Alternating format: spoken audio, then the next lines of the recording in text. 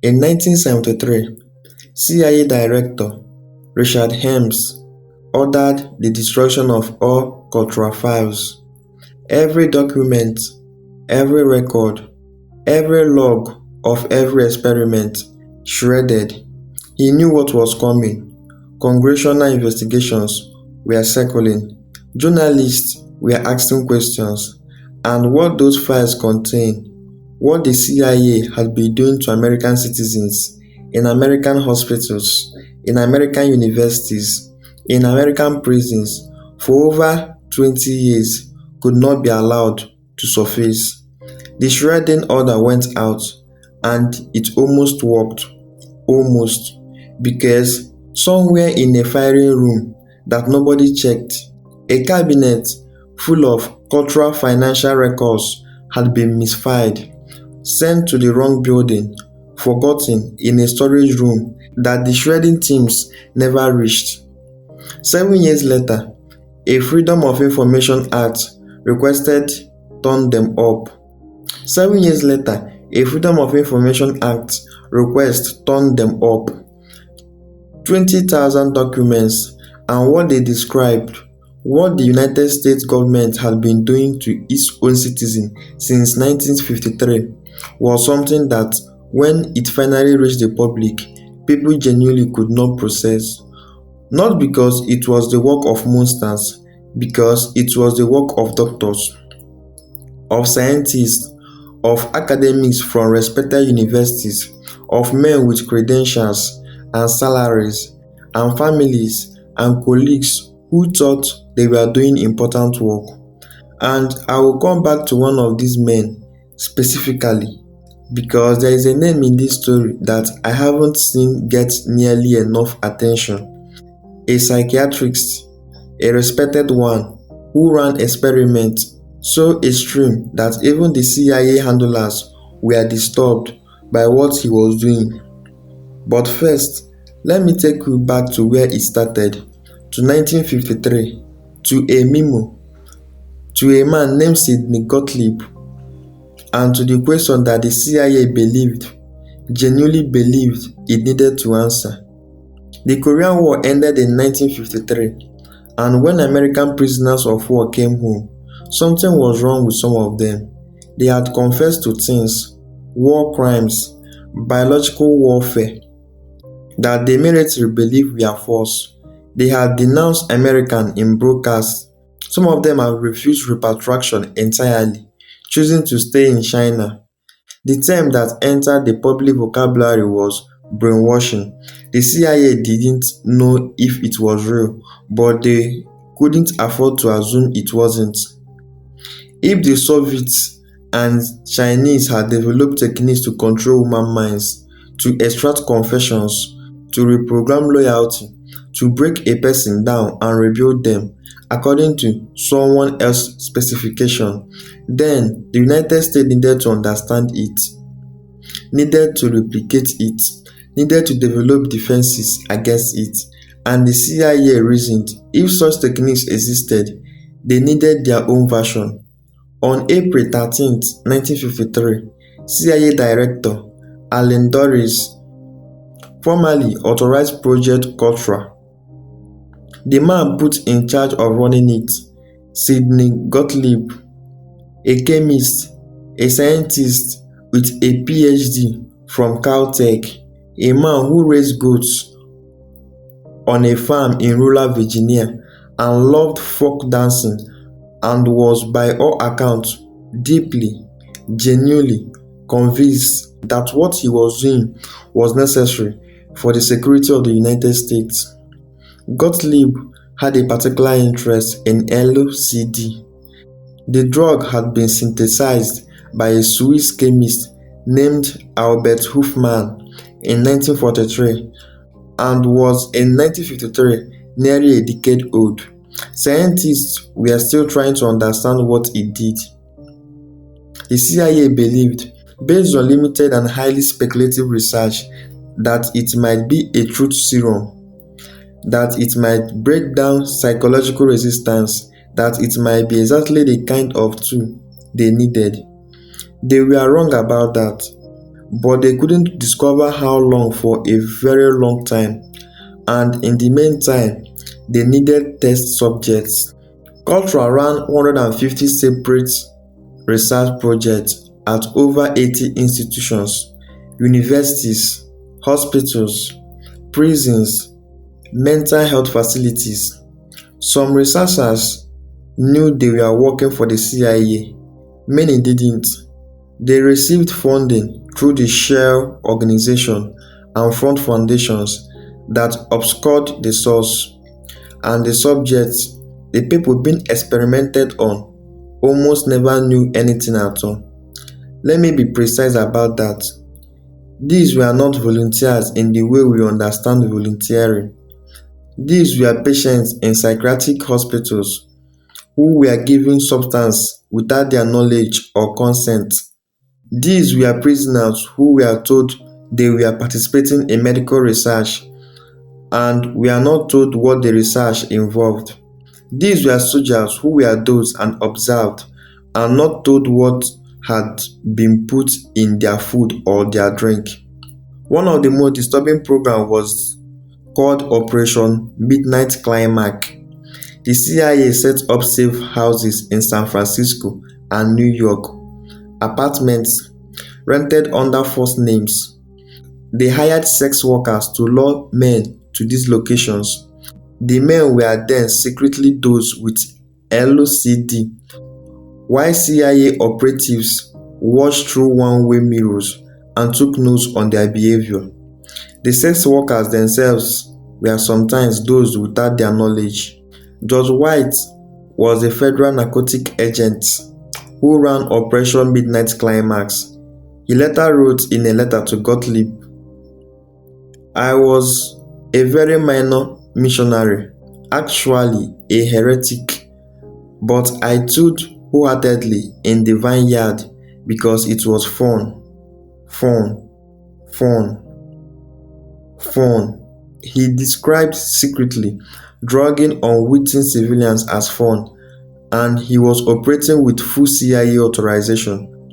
November 19, 1953, a group of CIA scientists and their supervisors gathered at a retreat at Deep Creek Lake in rural Maryland. It was a working meeting, a review of ongoing projects, discussion of methodology. Sidney Gottlieb made a decision. Without telling anyone, he added LSD to the after-dinner liquor. 11 people were unknowingly dosed, among them Frank Olson. Frank Olson was 43 years old. He worked for the Army's Biological Warfare Program and had been collaborating with the CIA on Cultra. He was a scientist, a husband, a father of three.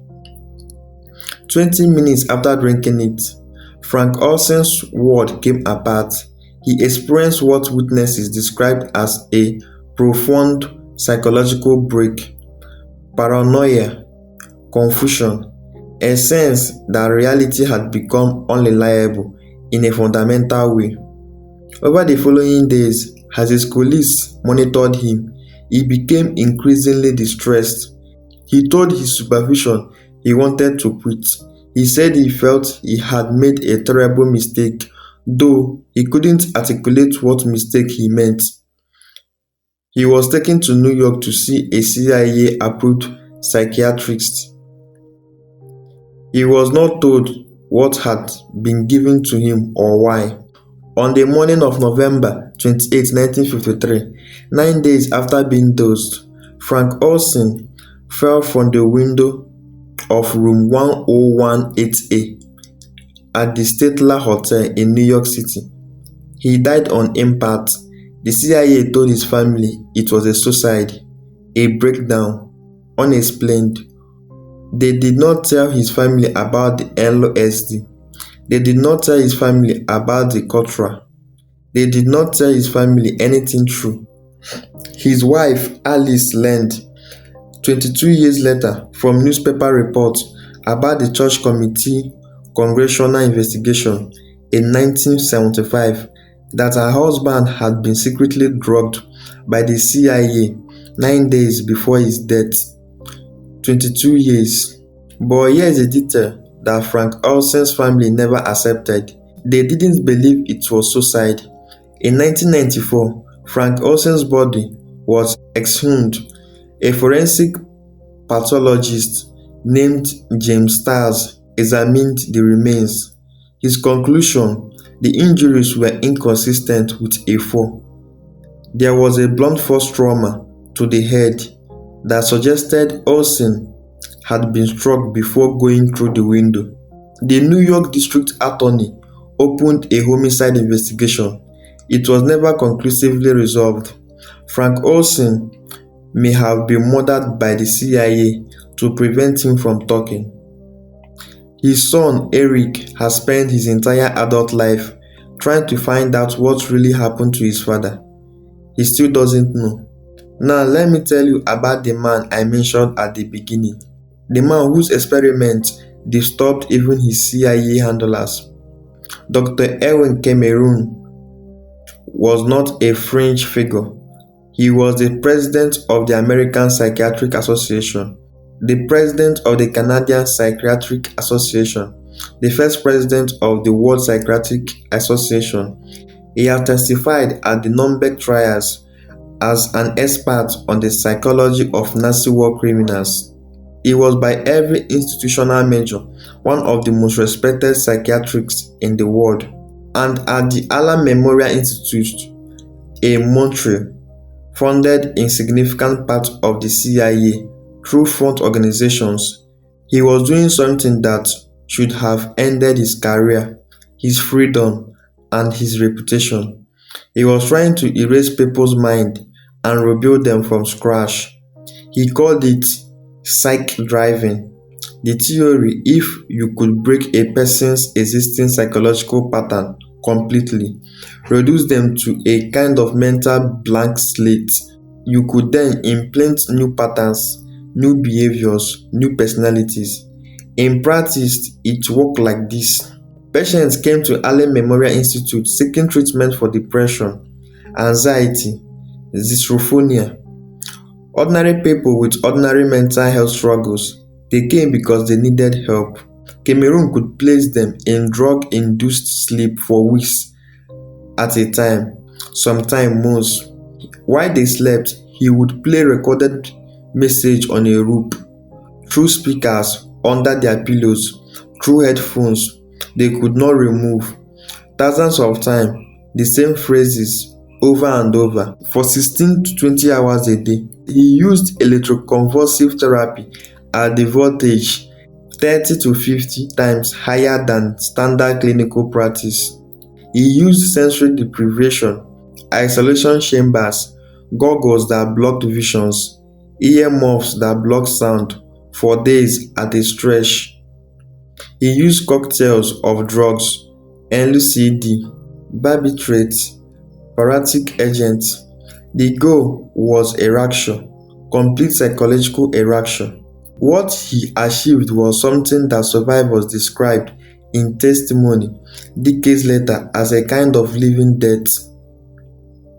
People left the Allen Memorial Institute unable to remember who they were, unable to remember their childhoods, unable to recognize family members, unable to perform basic tasks they had known how to do their entire lives, incontinent, non-verbal, reduced, as one survivor put it, to the state of an infant. One woman, Linda McDonald, received 102 electroconvulsive treatments and was kept in drug-induced sleep for 86 days. She emerged unable to remember anything. From the first 26 years of her life, she had to be retaught how to cook, how to drive, how to be a mother to children she no longer remembered having. She was not a criminal. She was not a prisoner. She came to Cameroon because she was depressed.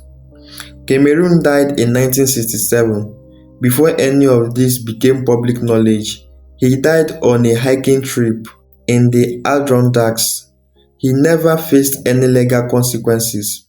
The CIA quietly ended its funding of his work in 1960, not because they had ethical objections, but because his results were disappointing. The erasure didn't produce the controllable blank slate subjects they do hope for. It produced broken people. In 1988, the Canadian government paid $100,000 in compensation to 77 of Cameroon's surviving victims, $100,000 for having your mind destroyed. By the early 1970s, the CIA knew Contra was a liability. The program had officially ended in 1973, though some researchers believe elements continued under the different names. The CIA director, Richard Helms, facing the beginning of the congressional scrutiny that would become the Church Committee investigations, made the call, "Destroy everything." His assistant director for science and technology later testified that Helms told him directly the files needed to go. And they went. Almost everything from Contra was destroyed in 1973. The operational files, the experimental logs, the name of subjects, the recorded of what had been done to know how many people gone. It was one of the most successful evidence destruction in American government history, except for that one filing cabinet. In 1977, journalist John Marks submitted a Freedom of Information Act requested for any remaining CIA documents related to behavior modification research. He didn't expect much.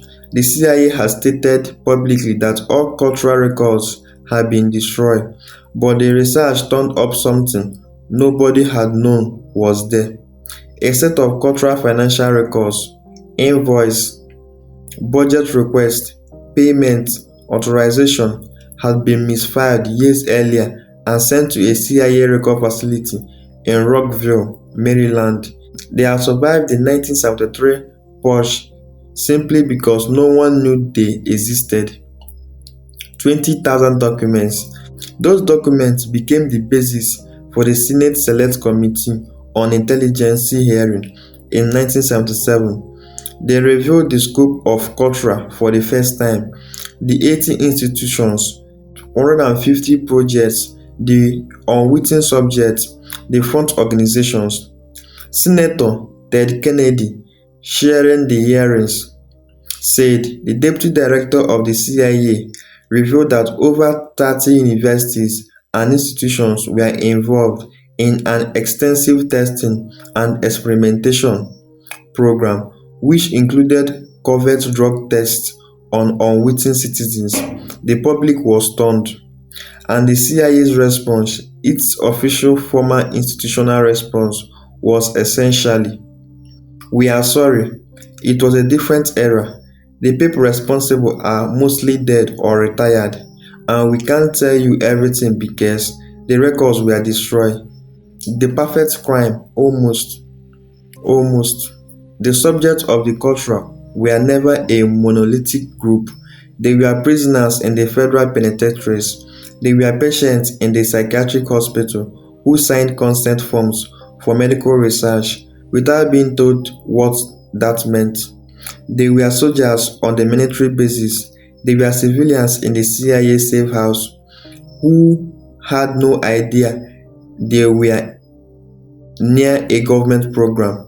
Most of them never knew what had happened to them. Some figured it out decades later when the Church Committee hearing became public, when John Marks' book was published, when fragments of information began to emerge from those 20,000 surviving documents, and what they describe, the experience of learning, in middle age or old age, that unexplained psychological damage you had carried for decades was a result of the government experimentation, is a particular kind of horror that doesn't have a clean name. It's not just trauma, it's the retroactive destruction of your own understanding of your life. Everything you thought happened to you was actually done to you by people who knew your name, who had your signature on a form you didn't fully understand, who watched you and took notes and went home and had dinner with their families. The CIA offered no comprehensive list of who had been subjected to the experimentation because the records were destroyed. There is no complete accounting of how many people were affected. There never will be. Sidney Gottlieb, the man who ran Cultra, who recorded the experiment, who dosed Frank Olsen's drink at Deep Creek Lake, lived until 1999. He gave very few interviews. He was deeply reluctant to discuss Cultra publicly. When he did speak, he was careful. He said he believed at the time that the work was necessary.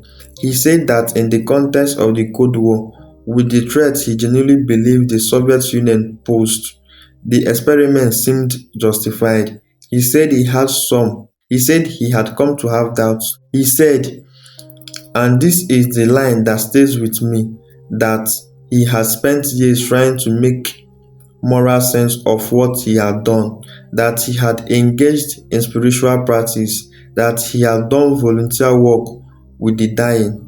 He did not say he had found peace. In 1944, Gottlieb was called to testify before Congress about Cultra. He developed a sudden severe memory loss. He could not, he testified, remember the detail of the experiment he had personally authorized and supervised for decades. His doctor provided documentation. He was never charged with anything. He died in 1999 at his farm in rural Virginia, surrounded by his family. Here is what we know from those 20,000 surviving documents. We know the program ran from 1953 to 1973. We know it operated in at least 80 institutions. We know it involved at least 150 sub-projects. We know it included unwitting woman experimentation with LSD, barbiturates, mescaline, hyaluronate, methamphetamine, and other substances. We know it included hypnosis research, sensory deprivation, psychological torture, electroconvulsive therapy at dangerous level. We know all of that.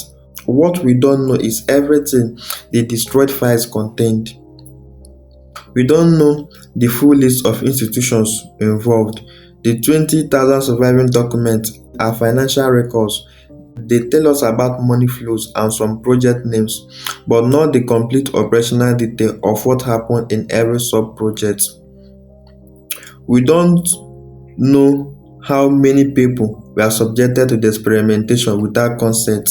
We don't know whether any project continued after 1973 under different names and classification. That last question, whether Cultra simply became something else, something that is still classified today, is one that researchers and historians had never been able to definitely identify because the records that could answer it were destroyed. In 2018, the CIA released a new batch of the classified documents through a FOIA request. Among them, additional cultural sub-project files that had not been previously disclosed. Researchers who reviewed them found reference to experiments and methodologies that hadn't appeared in any previous documentation, meaning there were things we didn't know. And if documents are still emerging 50 years later, what else is still out there? What else is still classified? Here is the question I keep returning to when I think about the culture. Not how did it happen. The part is actually not difficult to understand. Fear, authority, institutional momentum, the dehumanization of subjects, the insulation of decision makers from consequences. These are not mysterious forces. They are ordinary human failures operating at scale. The question I keep returning to is how did the people doing this think about themselves? Sidney Gottlieb raised goats. He loved folk dancing. He did volunteer work with the dying in his later years. He was not, by any account, a person who derived pleasure from cruelty. He thought he was protecting his country. The researchers at universities who ran LSD experiments on psychiatric patients, they published papers, they presented at conferences, they applied for grants, they operated entirely within the normal professional structures of academic science. They thought they were doing research. Erwin Cameron, the man who erased people's mind, believed he was advancing psychiatry. He believed the patients he treated were improved by his method. The evidence that they were destroyed rather than helped was visible to anyone who looked. He didn't look. The system made it possible to do terrible things while thinking you were doing necessary things. The system diffused responsibility so thoroughly that no individual had to carry the full weight of what the program was doing. The man who authorized the funding didn't run the experiment. The man who ran the experiment didn't always know who the subjects were. The man who watched through one-way mirrors wrote up their notes and filed them and went home. The subject, the system was the point. The system was the protection. When Contra became public in 1977, the reaction was horror, and then, relatively quickly, it became something else, a historical note, a known thing, something that had happened, that was acknowledged, that was officially in the past. The CIA apologized in the limited way institutions apologize, with the passive voice and careful tense. Mistakes were made, oversight failed, different era, different context, different understanding of ethics. No one went to prison. No one lost their professional credentials. No victim received comprehensive compensation. No complete list of subjects was ever compiled. And here is the thing I want you to sit with. The records were destroyed in 1973. The public learned about Contra in 1977, 4 years after the destruction. In those 4 years, anyone who might have faced accountability had time to retire, to move, to arrange their affairs, to prepare their memory lapses. The destruction of evidence was not a panicked last-minute action. It was a calculated move executed by professionals who understood exactly what they were doing and why. Richard Helms, who ordered the destruction of the files, was later confirmed as US ambassador to Iran. He was eventually convicted of misleading Congress, not about Contra, not about Contra, not about an unrelated CIA operation in Chile. He was fined $2,000 and given a 2-year suspended sentence. $2,000 for misleading Congress. He never faced any legal consequences for the destruction of the Contra files. He died in 2002 at age 89 at his home in Washington, D.C. Here's what I keep coming back to. Contra was not the work of rogue actors operating outside the system. It was the system. It was authorized at the highest level of the CIA. It was funded through the official channels. It was conducted in America's most respected universities and hospitals. It ran for 20 years and it was discovered entirely by accident. If that filing cabinet in Rockville had been in the room, the shredding team searched. If the mislead documents had been found and destroyed like everything else, we could not know that Contra existed. We could have no record, no proof, nothing. The victims would still be living with damage they couldn't explain. Frank Olsen's family could still have been told it was a simple suicide. The researchers could have retired with their reputation intact. The only reason we know is luck. And that fact, the fact that history altering truth was preserved entirely by misfiling, by bureaucratic accident, by a storage room that nobody checked, that fact arises a question I don't think we talk about enough. What didn't get misfired? What was destroyed completely? What program ran and ended and left no surviving financial record in the wrong building? What do we not know? What can we not know? Because the evidence was too thoroughly destroyed. Because here is the thing about institutional horror. It doesn't require evil people. It requires good people who believe they have good reasons. People with credentials and families and cause they generally believe in. People who, when they look in the mirror, see someone doing necessary work. And the question, the one that has no comfortable answer is this. How would you know if that was happening now? How would you know? What filing cabinet in what storage room, in what building you have never heard of, contains a record of something being done to people who don't know is being done to them and who could have get lucky for you to ever find out.